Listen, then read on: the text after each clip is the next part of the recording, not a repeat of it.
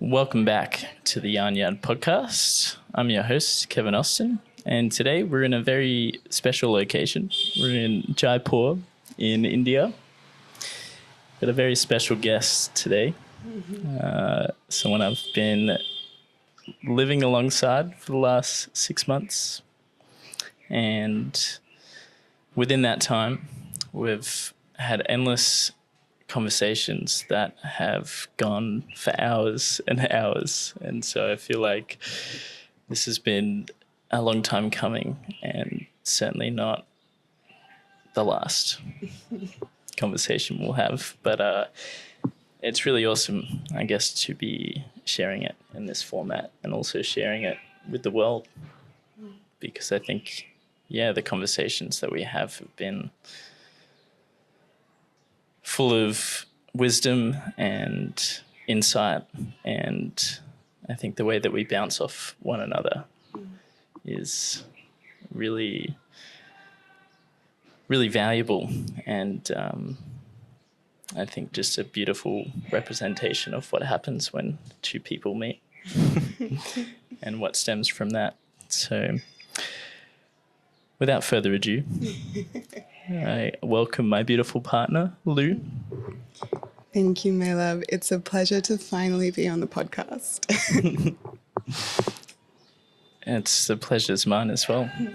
And the last couple of days we've been speaking a lot about values and, more importantly, I guess the sacred no, which comes with that, and actually knowing what to say yes and no to. And I think this finds its way into every facet of our lives, whether that's our relationships, whether that's food, whether that's identity, purpose, and anything you could really say yes or no to. And I think a big part of that has been how we've come together. And so what I might do to kick things off is ask you why values are so important to you, and what you believe has brought us both together. Well, I'd say values are important to me because they're the guideposts with which you move through your life. And so if you haven't cultivated a strong sense of values, or really a strong sense of identity, moving through life is going to feel chaotic because you've got no measures in which to place yourself against. And I think that a lot of rupture and a lot of disharmony, and speaking from my own experience, that a lot of us feel within our lives is because we're not clear on who we are and not clear on what matters to us. And I think it takes a really big period of trial and error to find out what that is. I think it's really easy to live a life and be maybe like given a set of external values from our family of origin or our upbringing, or maybe even like culture that don't belong to us. And then I also think, given the modern culture that we live in, where we're saturated with information and perspectives and ideas and identities always like clashing in and us through media, through the way we live our lives, that there can be so much confusion about who we are and who we're supposed to be. The world's a beautiful place. It's also a really busy and wild and confusing place. And so if you don't have a set of values to guide yourself through that, you're going to find yourself, perpetually dissatisfied in what you're actually attracting into your life. And I think that comes down to understanding that whatever you're receiving in your life is coming from what you're putting out. And so what you're putting out is unclear. What you're going to receive is unclear. If you don't know what you desire or what you want to say yes to, it's kind of a given that you're not going to be feeling fulfilled in your life. And really, so for me, distilling down what my values are, and in particular, relation to attracting a partner. And I'd say how we met is, it took a prolonged period of my life of feeling really confused and not knowing who I was and not knowing what mattered to me. And then eventually coming to a place where I was really tired of living in that way. I was really tired of feeling like I was always buffeted around by tides, and getting really honest with myself that everything that I was experiencing externally was coming from a place of internal chaos.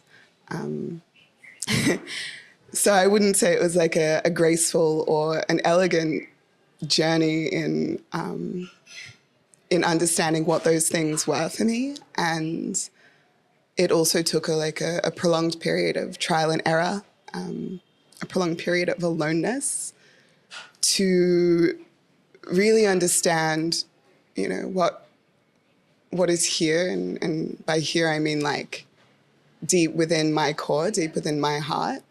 And then how I wanted to bring that to the world.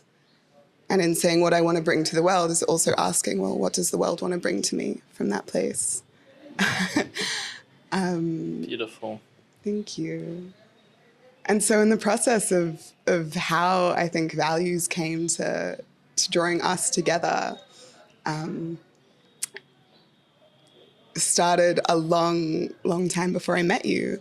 And what I think is probably funny to note is that I was very much aware of KEVS' existence, your existence, through the podcast and through your Instagram, like about a year before we met. And even prior to that, was a period for me in which I was really deciding to get really clear about what I wanted to call in love and partnership. I'd taken probably about two years single, and was really feeling that pull in my heart of like, I'm really ready to meet someone. I'm really ready to have, the relationship that I want to commit to. And before I put myself, or opened myself back up to that possibility energetically, I sat down and noted out every value that I wanted to receive in partnership, or I knew that I wanted my person to have, which was a process of also understanding, like, what am I bringing to that partnership? Who am I, and who do I want to be for this person as well? When those things come together, like, what are we creating in that relationship? And so I did, I wrote down this list. I wrote down this set of values. And it's beautiful and hilarious to look at that now and just see that that's you, that's us. And it hasn't changed in a number of years ago when I wrote it. But the humbling part of that process, I think, is you can get very clear on what you desire, get very clear on what your values are, and expect, life is going to immediately give that to you. And what I found was a very humbling then experience of really having to put that out into the world and put myself into the world. And I don't want to say challenged or tested, but met with people that were going to ask me, like, are you going to stay true to these values? Are you going to stay true to what's important to you? Or are you going to fold on things, which is really asking, like, are you going to fold in on yourself? And so I think the biggest process in meeting you, and you touched on it right at the start, was really learning to cultivate like an embodied no, or we've been calling it a sacred no. When life gives you, whether it's a person, a relationship, a job, whatever the thing is, you have to sit with yourself and receive that and say, does it actually feel right for me? Does it actually feel true to me?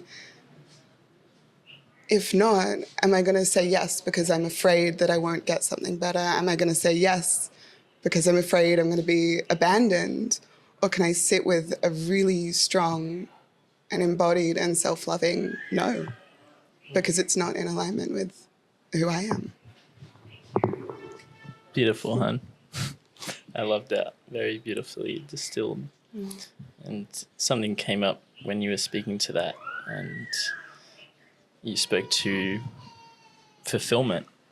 And I think what's interesting in my experience, when we aren't clear about our values, we don't know what to say yes or no to, is where we tend to lose part of ourselves. And I think maybe just a quick example would be food. And for me, that's a really strong value. And I know that's a really strong value for you too. And that's definitely a big part of a big thing that we share together. But in not knowing what to say yes or no to and not being clear about your values, I think we're given these opportunities every day to say yes or no. And when we're not conscious to those decisions is when we feel further and further away from who we are. And I think that's when we feel lost and things feel uncertain, and that's when doubt and fear comes into play. And also I think really plays into, coping mechanisms and how we then can very easily distract ourselves from what's most important to us.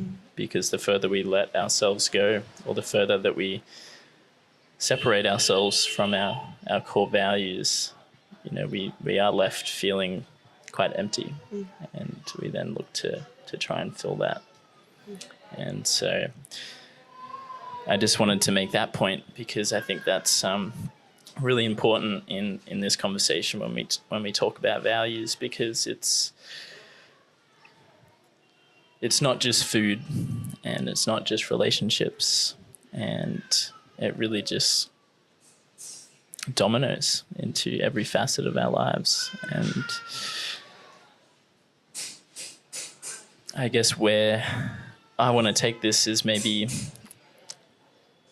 the different parts of our lives where this plays out. And I think partnership is a big one. But, I also acknowledge that we all live a very large part of our lives where we're not in partnership. And even though we might be calling that in, I think we can start exercising the muscle and knowing what to say yes and no to today. And I guess what I want to ask you, Lou, is what are the ways that's played out for you? Yeah, absolutely. You touched on something really, really big there, which was, when we're in that place of feeling really unfulfilled, what are the things we lean on? What are those coping mechanisms that we move to? Which again, it can span from anything. And I think, you can't speak about these things in isolation. As you said, it's not just partnership. It's not just the way we choose to nourish our bodies. It's not just our friendships. It's not just our works. Like, if there's an incongruency or an inability to be with yourself in one area of your life, it's going to bleed out into every aspect of how you interact with the world. And I think a really, really big piece of that is learning to sit with discomfort and learning to sit with loneliness. you could bring it back to, for example, the process of calling in a partner is, as I was saying, that period of really having to cultivate that sense of sacred no and that sense of worth, whilst moving through a period where, perhaps the world isn't mirroring back to you what you've cultivated within who you are. But I think, I guess, like a really big piece in in stitching that all together is cultivating that sense of self-trust amidst discomfort, and an ability to really, really stand in yourself and in who you are. And there's a refinement to that. And so, you're speaking to food, speaking to a way that you nourish your body. And I think that this is something that comes up so much for people in our world, again, because there is just so much noise and so much confusion out there about what to put in, about what not to put in. And also there's almost like a paradox, a lack of knowledge and too much knowledge, too much noise. And I think both of us have moved through these spaces. We've had really similar journeys around feeling really unwell and seeking to find answers, and really seeking to find those answers, I think, for both of us through food, through nourishment, through diet, as one stream. And that can lead you to a really beautiful place of self-understanding, recognizing that you're putting your body on the line to move through that trial and error process of distilling what actually works for me, what actually feels true and right for me. And again, you and I have both moved through periods of, veganism, periods of having really animal-based diets, and still not feeling well and still not feeling in harmony. And I think in that place, it's really understanding where values can really help you, is because they align that inner with that outer. And so, like you said, food might be a value for us, or rather I'd say maybe like health is a value for us. But for me, like, health encompasses so much more than just what's on the plate or what's not on the plate. And so it's so easy to pin what is dissatisfying us or what we're running from on something external, on the piece that is food, or is the people that you're dating, or is the job that you hate, and say that's the thing that needs to change, or, that's the thing I'm not willing to look at and I'm numbing from. But it's understanding that, like, what is external really is only showing back to you, like, where you're out of harmony with yourself. And so, like, it's very easy to look at something like food as being the piece that you might tune in, or the piece that you might fix, or the piece that's causing you a lot of pain, or, is causing your health issues. But then that's only a mirror to come back in and say, well, like, what is it that I'm trying to cultivate? For me, health is vibrancy. Health is energy. Health is also, like, my creativity and my ability to be really, like, enmeshed with my life and present in my relationships and connected.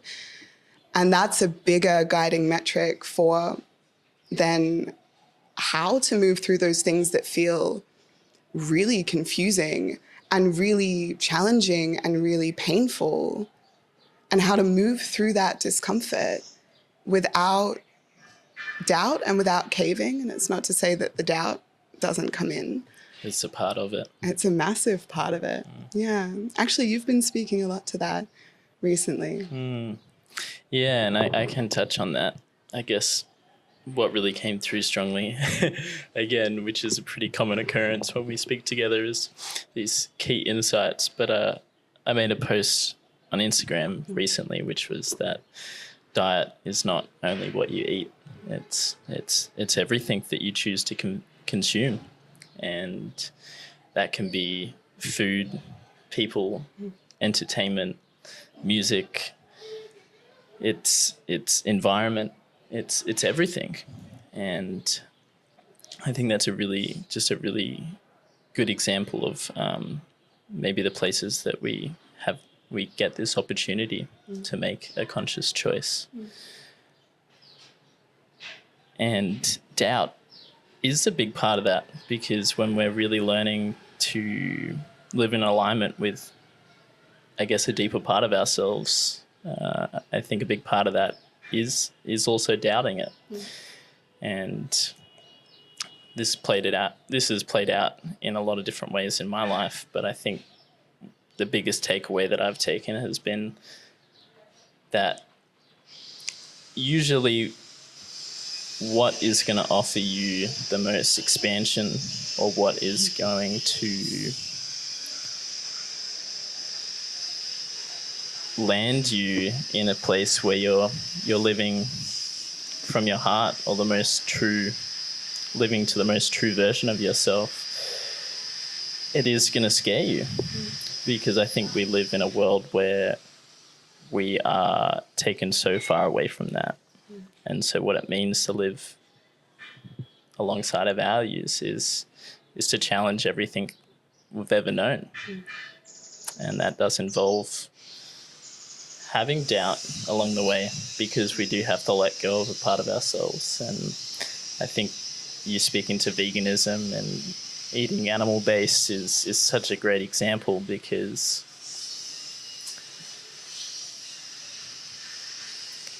we can get caught up in the noise in what direction we need to go towards. And it's only through challenging these core truths and really seeing how that lands that we learn these lessons, and we learn what our values are.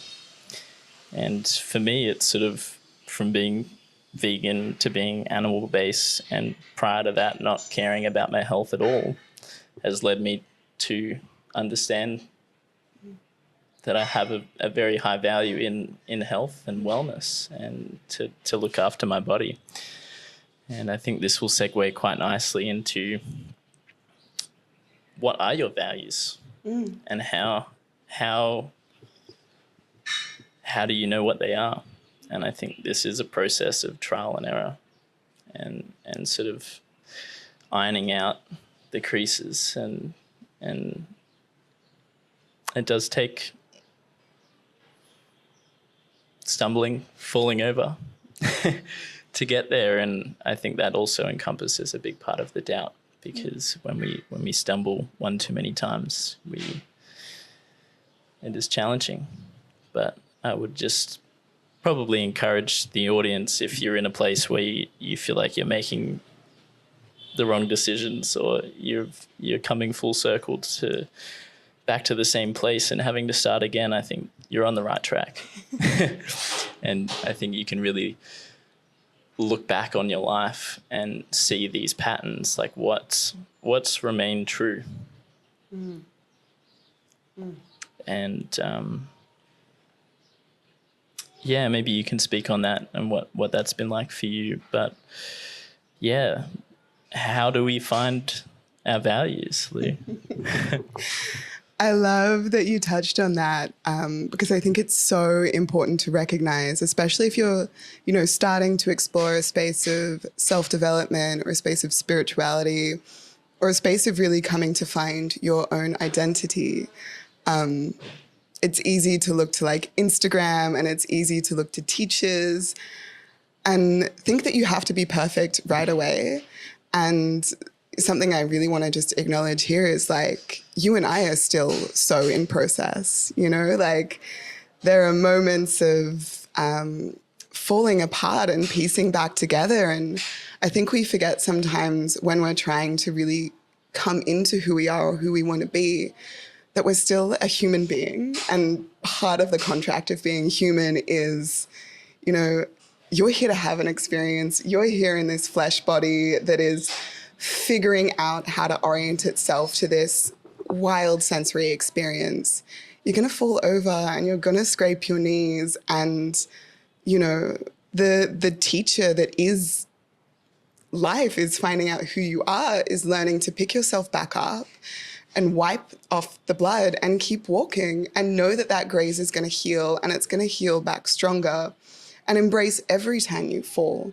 Because the first time you fall, it's going to hurt and you're going to cry and it's going to be a really jolting experience. But, you know, we know as from infancy, as we're learning to walk, we get there. We figure out how to balance on our own 2 feet. We know when we're adults that we pick ourselves up and it's not the end of the world. And it's just a process of moving through life and continuing to move through when those moments happen.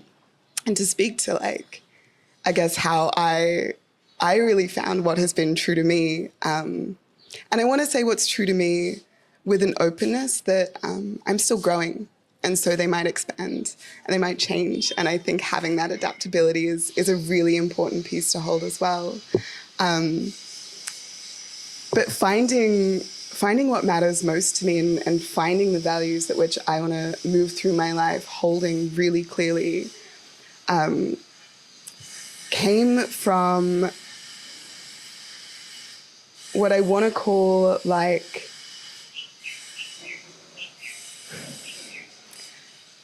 periods of being my most lost from myself, periods of feeling incredibly unhappy, periods where I was really hurting other people and really hurting myself, and feeling deep in my body like, I don't like this.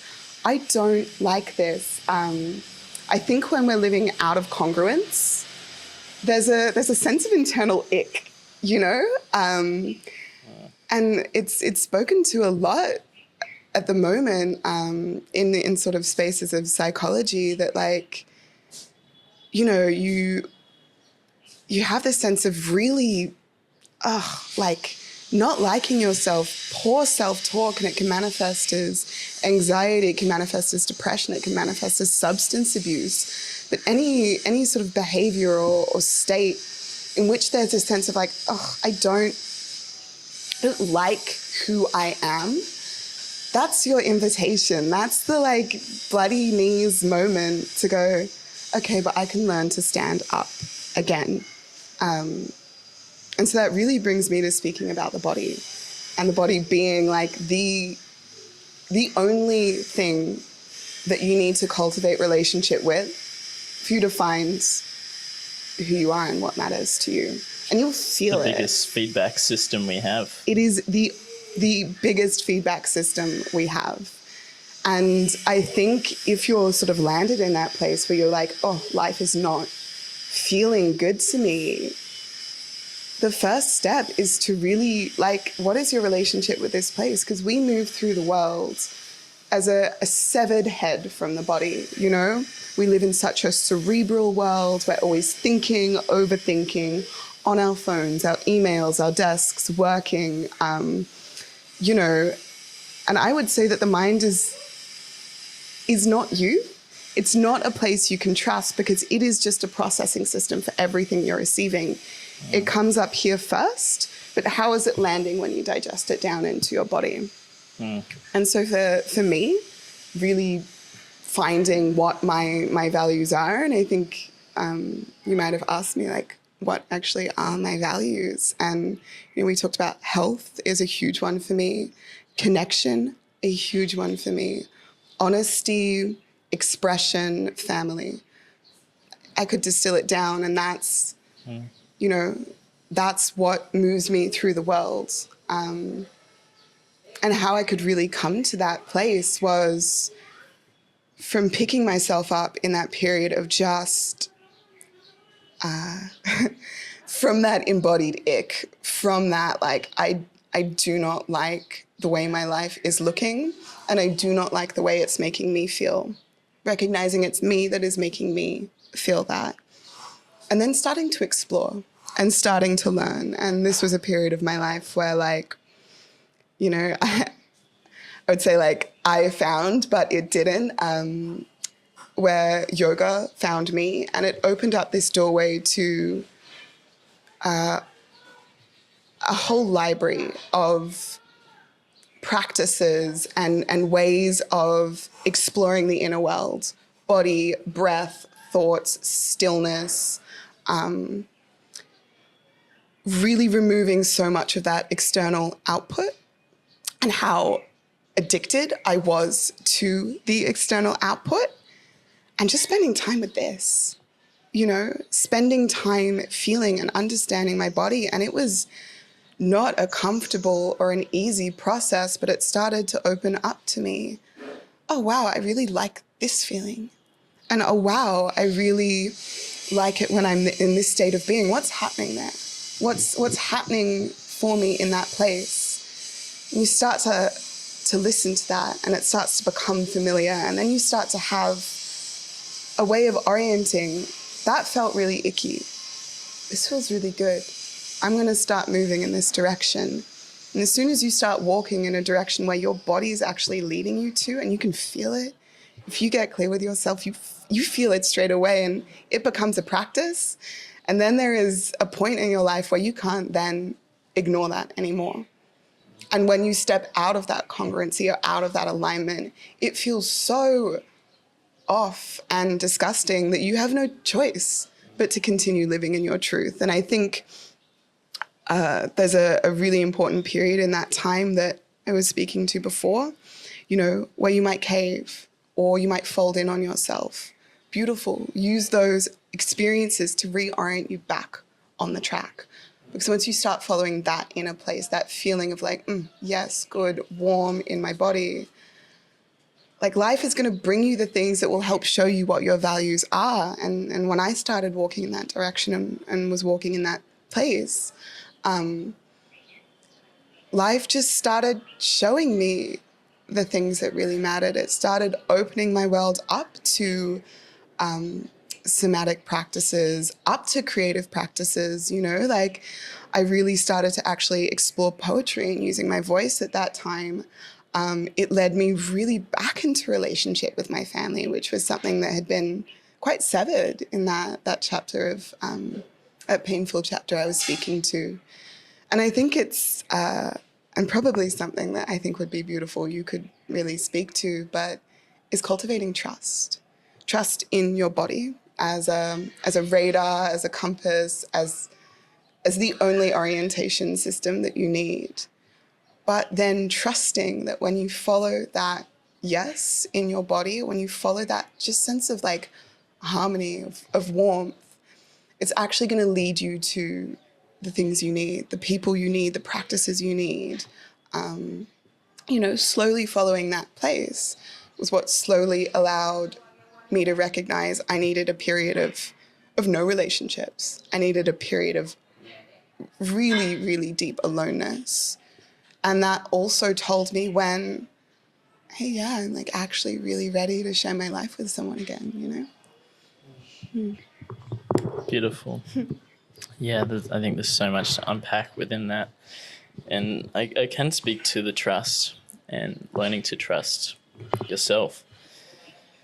And I feel like I have so many examples I could share, but I think one that comes through really strongly. And I was going to use the example of drinking a can of Coke, but I'm actually going to make it way more personalized to me. And for me, it's been drinking coffee. And I think it can get a little bit confusing because for me, if I drink a cup of coffee, I'm like, oh, damn, this feels so good. I love coffee. And in the body, it feels amazing.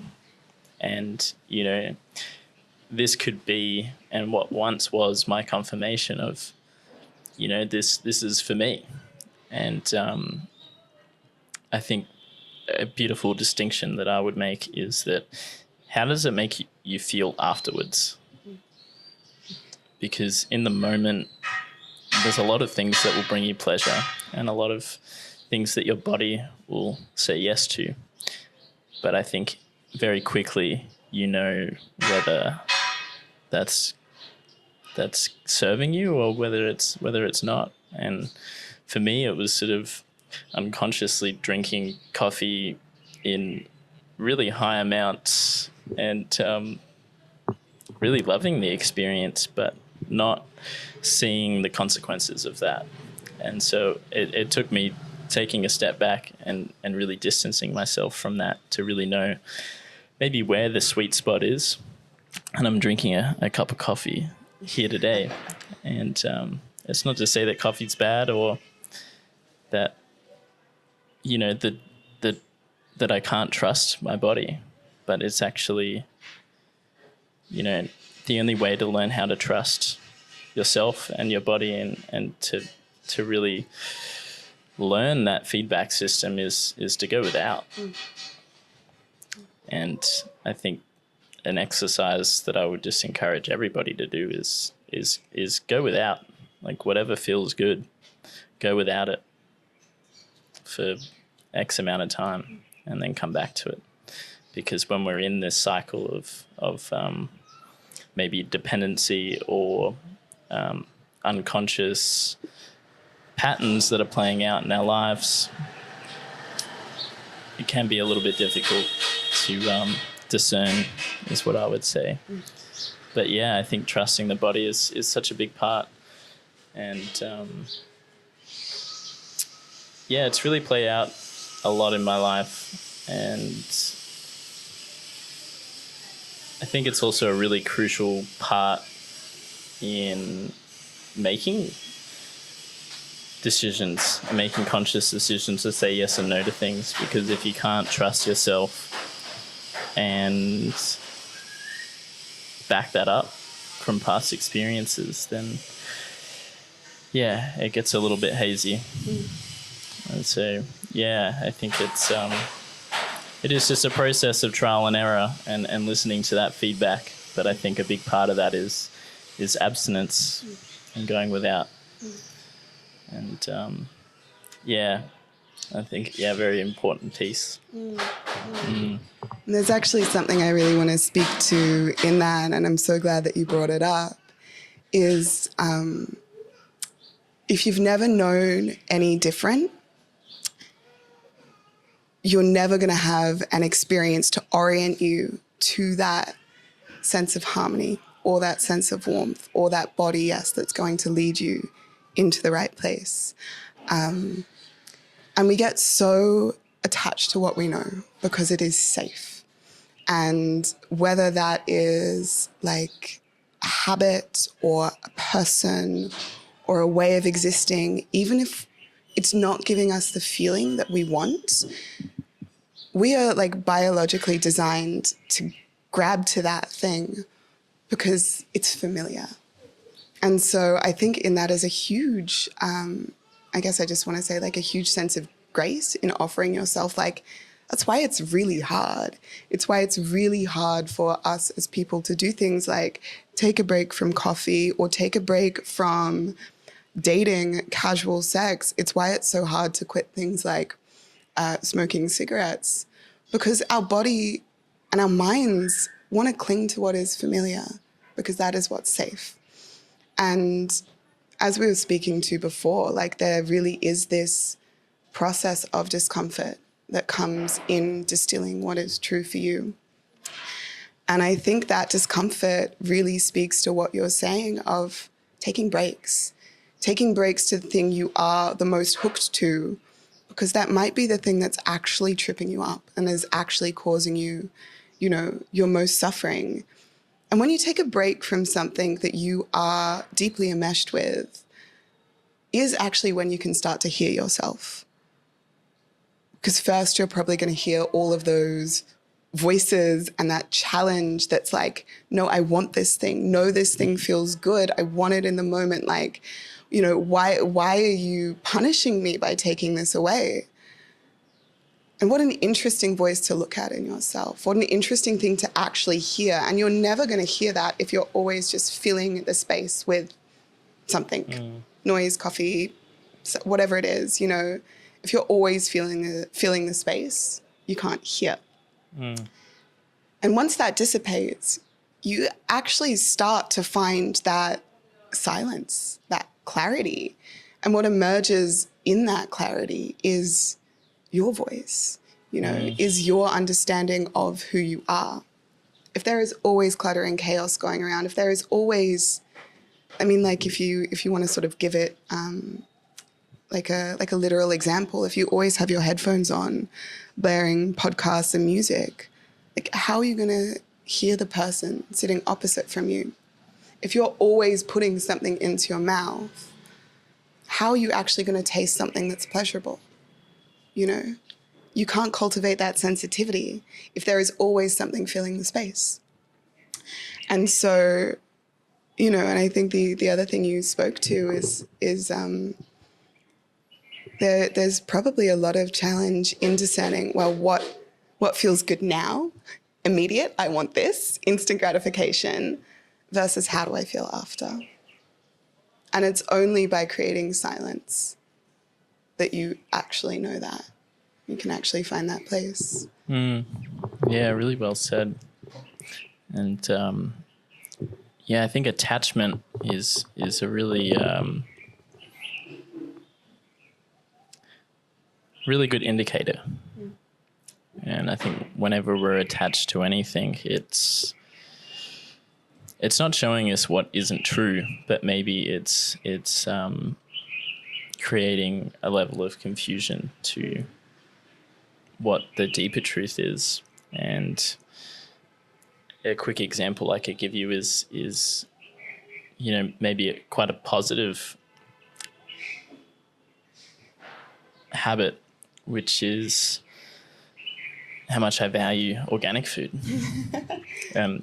I know you did the same, and I think that's its own podcast in itself. But being too attached to organic food, I think for me really blurred the lines of what the core truth was for me, which was health and wellness. And I think when the organic option isn't present, like what happens?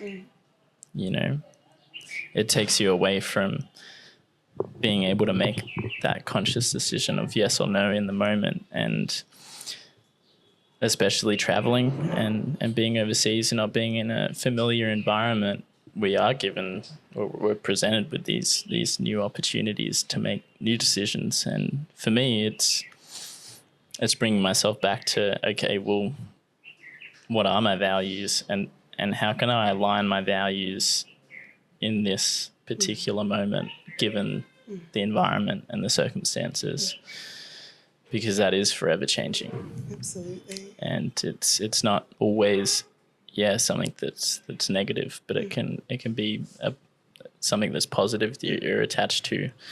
And I think that's played out in a lot of ways in my life, and it's kind of like taken me further away from what the core value is. And it's led me to feel almost quite lost within that, even though it's a big part of how I know myself. And I think it's a big one. Whew. I really love that. I think that just like ties the little bow on a bigger piece in this process, which is, in cultivating who you are or what your values are, is recognizing what you really are. Are you the external? Are you the job, the relationship, the status symbol? Are those the pieces of your identity that you attach to? If you feel that way, that might be indicative of the sense of disharmony, of the sense of dissatisfaction. Is who you are your external, or is it your internal space? And I think there's this beautiful process of refinement that comes in uncovering and continuing to uncover your values. that requires just so much letting go. And we've talked about this a lot. But I guess in yoga, you'd have what's called the ahamkaras, the false self, the ego self, and it's the self that causes the suffering. Beneath that is something else, it's the part of you that is love. It's the part of you that is connection. It's the part of you that's pure. And you're moving through a human life to try and get to that place. And so it is this perpetual practice of clearing and clearing and clearing. And having a sense of values, or having a set of values rather, is, what's going to be your guidance in that place.